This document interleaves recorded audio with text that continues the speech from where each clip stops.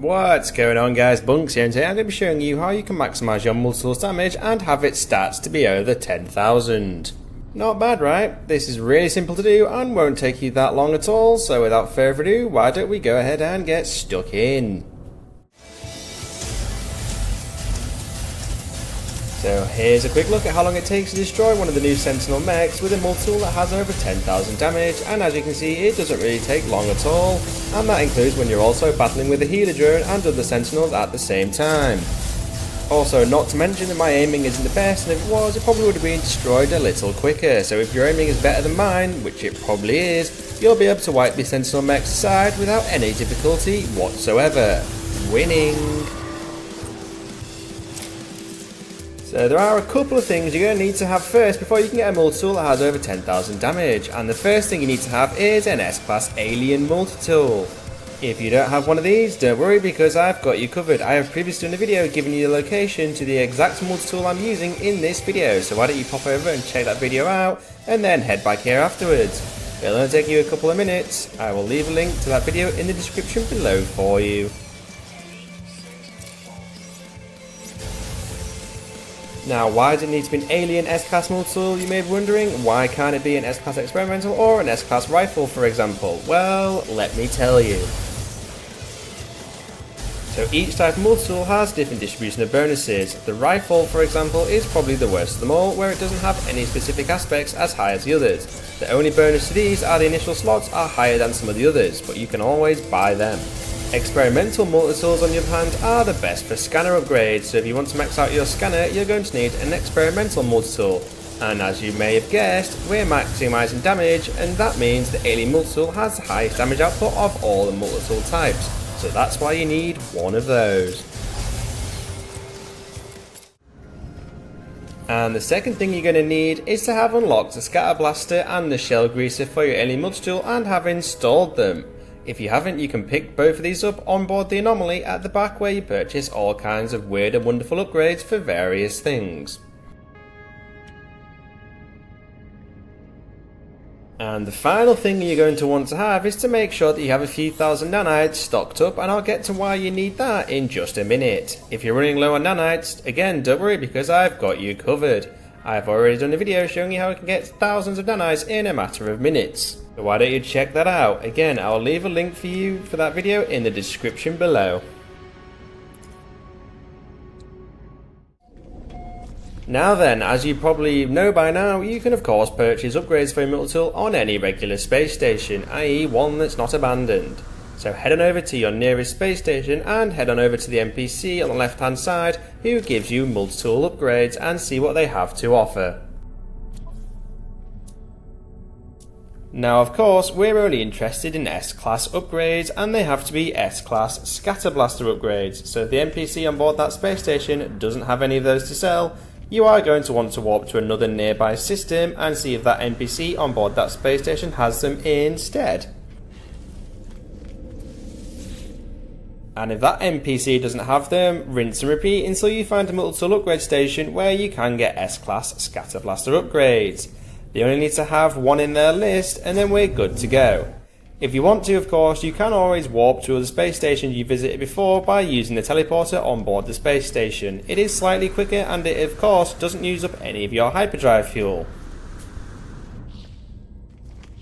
And whilst you're here folks, it'd be totally awesome if you could hit those like and subscribe buttons, because I do of course cover all aspects of No Man's Sky in my videos. From tutorials like this one to glitches, amazing locations, update news and much more, so you don't want to miss out on those, right?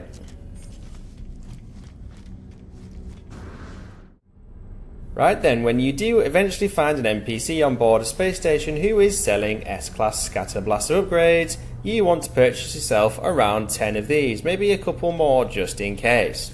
And this is of course where having a few thousand nanites comes in handy. Now why do you need at least 10 of these, and more importantly, how do you get more than 10 when there's only one for sale? Now let me tell you how. So why don't you go ahead and buy one S-Class Scatter Blaster upgrade and then head on over to your starship, jump in it and jump back out of it to create an autosave. You then want to reload that autosave and you're still going to have that S-Class upgrade, and you'll also be able to buy another from the multitool NPC. Simple, right?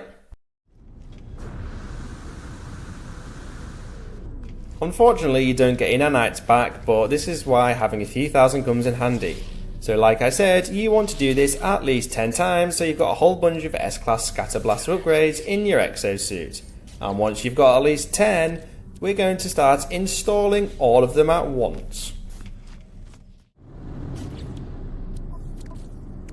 Now you're probably thinking, and of course rightly so, that you can't install that many of the same upgrade in a multitool because it'll be overloaded, and that is very true, but we want to install as many of these S-Class upgrades as possible at the same time because we need to compare the stats for them. So the most important stat you're looking out for is the fire rate stat, and the value you want for that is to be a minimum of 14%. Ideally you want 15%, which is the maximum upgrade value, but a couple of 14s won't do you any harm. The damage stat is also important, but not quite as important as fire rate. As long as the fire rate is 14% or more and the damage is 2% or 3%, you should be good to go. There are of course a couple of other stats which are useful but not as important as the fire rate, and that is having a burst cooldown and reload rate of above 20%. If you get these along with high fire rate, you're winning, but they are not absolutely essential for hitting that 10,000 damage output. But of course, the higher the better. Of course, the reason we're installing all of these S-Class upgrades at the same time is so we can easily compare which ones are the best to get the highest amount of damage. It may take you a few attempts like it did for me to get the damage output to be above 10,000. I think I had a few attempts where I ended up between 7,500 and 9,000, so it does take some time and annoyingly a few thousand nanites, but we can easily get them back later. So when you do find a few S-Class upgrades with 14 and 50% fire rate and 2-3% damage, you are in business. The next important thing we need to do is place them in a specific way in your inventory so we get the most out of those upgrades. You want to have your actual Scatter Blaster module roughly in the middle so it's touching at least 2 upgrades and the Shell Greaser. I put the Shell Greaser on the top, the Scatter Blast directly beneath it, and then the 3 other S-Class Scatter Blaster upgrades directly next to that, and voila! You can see we finally achieved the all-elusive 10,000 damage status, and now you can go around destroying any sentinel like it's nothing at all. Awesome, right? It does take a bit of effort and a few reloads to get 10,000 damage, as you can see, but you'll never have to worry about those sentinels ever again, even after the latest sentinel update, which made them a lot more difficult to destroy. And that means you're going to be able to wipe out a walker or a sentinel mech very easily. Awesome, right? And that, folks, is how you get your damage on your S-Class Alien Multitool to be above 10,000. I did say it was quite simple, right? Of course, if you found this video useful, it would be totally awesome if you could hit those like and subscribe buttons and share this video with your fellow No Man's Sky travelers. I do of course cover all aspects of No Man's Sky in my videos, from tutorials like this one to glitches, amazing locations, update news and much more, so you don't want to miss out on any of those. And as always, thank you for watching and catch you next time.